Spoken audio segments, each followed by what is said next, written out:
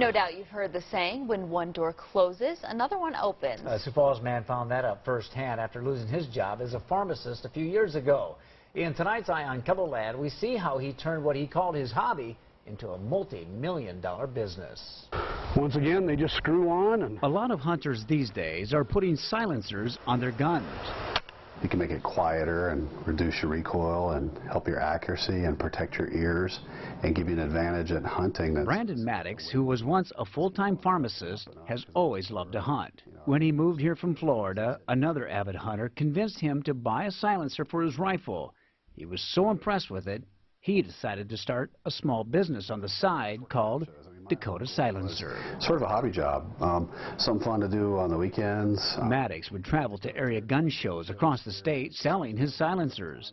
Only when his pharmacy company learned of his second job, they told him it was time to part ways. So Maddox decided to quietly grow Dakota Silencer into something much bigger. Because the thing with silencers is you can't sell them unless you actually have a physical location in the state where that customer lives. So at the Aberdeen Gun Show, a lot of the customers were from North Dakota. So it kind of felt like a missed opportunity. He began to set his sights on neighboring states. Now, Dakota Silencer is one of the largest dealers of suppressors in the country, with locations in 7 states. So far this year, he has $6 million in sales in just the first 6 months. It helps when his manufacturer is also located in South Dakota.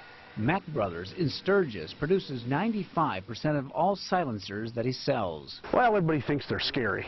Mike Lawrence has bought several silencers from Maddox. He uses them while hunting, mainly to protect his hearing. We can go out and we can be shooting, and I can be talking to you just like this, and there could be somebody 4 feet over here shooting, and we'd never raise our voice any louder than this. Just listen as he shoots his .22 rifle with a silencer. Did you miss it? Here it is one more time. Lawrence has several guns with silencers, including this .30 caliber semi-automatic. I'm going to give you a little demonstration of what it sounds like without the suppressor using this .30 caliber semi-automatic.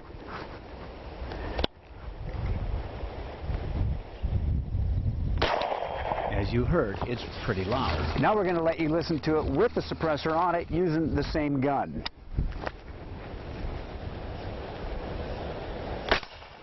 As you heard, there's a big difference in noise. One Lawrence says benefits everyone. Especially if I was this guy's neighbor and I lived here and I liked to shoot, he'd love me for having them. Critics might wonder why anyone would need a silencer unless they were going to shoot someone without wanting anyone to hear the gun go off. And there's nobody that's going to go through the extensive paperwork to get one of these just to perform a crime. There is a lot of paperwork to fill out, mandated by the federal government. Maddox says there are some similarities between selling silencers and selling prescription drugs, as he used to do. A lot of it's very detail-oriented. You know, it's right product, right patient, right doctor, right pills, right bottle. All those details, Maddox says, turned out to be the right prescription for a successful business in selling silencers, too. There's a lot of things that have to be done correctly. And the paperwork to buy these is, in honesty, it's somewhat cumbersome. So it's kind of the same idea of how do you streamline, make it easier. So you bring that level of detail, but you also make sure it's done correctly, and then you find a way to sort of scale it up. Maddox is still licensed to practice pharmacy in 3 states, including South Dakota. Only now, he aims to please an entirely different clientele. It seems like almost everyone we sell to, they end up wanting another one, and then they tell 2 friends. And that he has a hard time keeping quiet.